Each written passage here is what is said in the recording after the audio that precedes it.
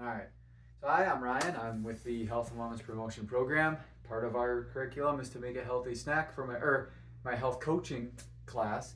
So I'm making a healthy snack. It has no processed foods, extra, no highly processed foods, no extra refined sugar, and it's generally going to be a healthy snack or meal. I'm doing my breakfast meal. I've been doing this for quite some time. I love it. And so I guess we'll just get started with prepping it. That turned in, we'll get it turned up. I like to use butter. You can use oil. You can use spray on oil. You can use cooking oil. I like butter because it just cooks better for me and I don't use as much. It's hard for me to regulate how much oil I use and I don't want to use too much while prepping it. So I'll just take the oil, rub it in the pan, get enough coating so I can make eggs. The sandwich that I'm making is going to be an egg, cheese, and lettuce sandwich with some whole grain bread. This is seeded hearty bread. You can see I put some butter in the griddle. We're gonna crack some eggs, get those cooking. We're just gonna fry them.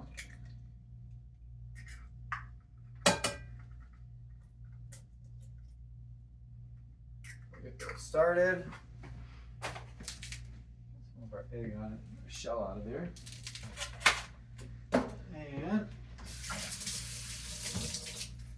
And we'll throw on our toast. We'll have it toasted.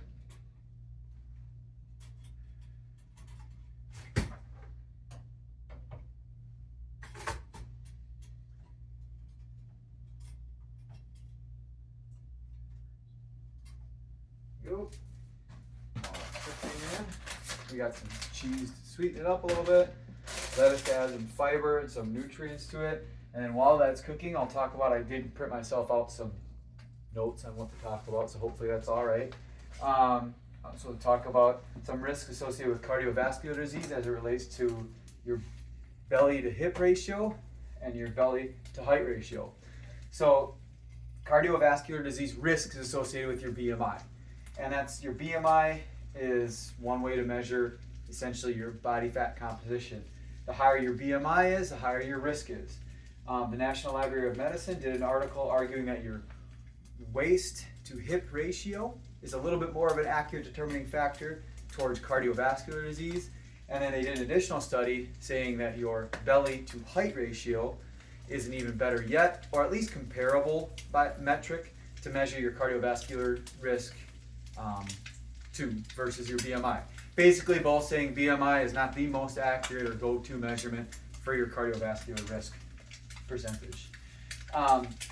Added sugars and consuming processed food can increase your intake. So basically, added sugars and processed food are both commercially methods available to make your calorie increase, your caloric intake increase. So they want you to eat more.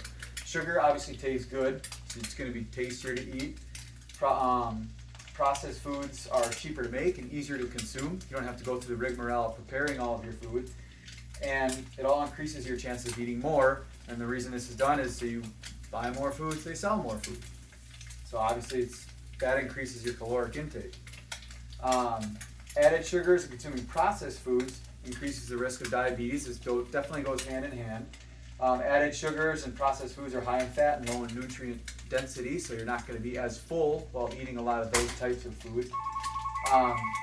This means that they're generally unhealthy to eat, and we'll try to avoid them as best we can.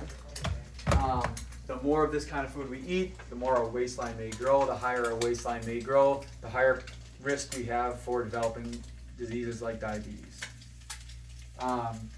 Processed foods and fast food increases the sodium intake and risk of hypertension. So sodium intake relates to hypertension or high blood pressure.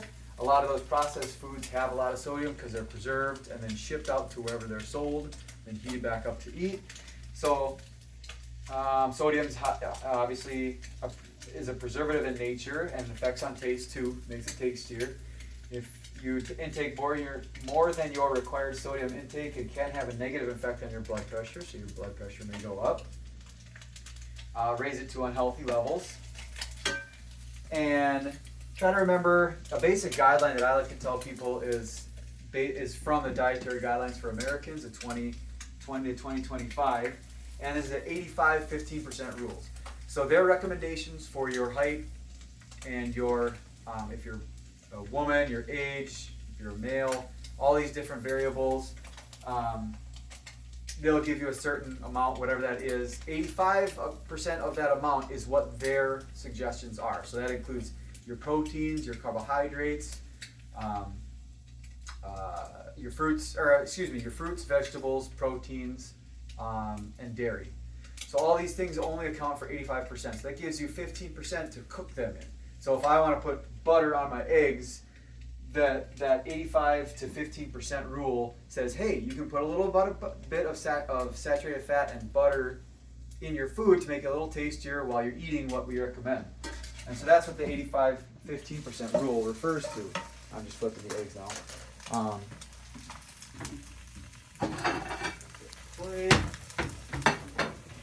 And as I said, you get to expand upon that. You can fill all those extra 15% of your daily calories with different dressings. Like I said, ways to prepare the food. So you can put cheese on broccoli or butter in your skillet to make your eggs, or however you choose to cook. There's next question is how food impacts health and emotional wellness. So there's growing research supporting that what you eat has a great impact on your emotional health. So your depression, stuff like that. Basically, non-nutritional food like fast food, refined sugars, candy, stuff like that, eating like that may imbalance your gut health or the bacteria in your gut. And the decrease in healthy gut bacteria can actually reduce your serotonin production in your body. Serotonin is known as like the happy hormone. And so eating nutrient-dense, healthy food leads to a healthy gut biome. That healthy gut biome or your bacteria will actually increase your serotonin production and make you happier and hopefully stave off depression, increase your mental clarity, and help your mood overall. So I guess at this point it's probably good. Take our toast out. Take this guy off. Just put it on there. I'll put just a little bit of cheese on there. And take a little bit of lettuce. I'm doing it at home. I guess if you're out commercially cooking, you probably don't want to stick your hands in everything, but at home we'll do that. And so that is my breakfast that I've been having for years.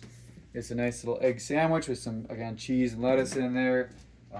It's high in protein, relatively low in fat. It's got some carbohydrates to give me energy throughout the day. And that's about it. Thank you for listening to my conversation. Thank you.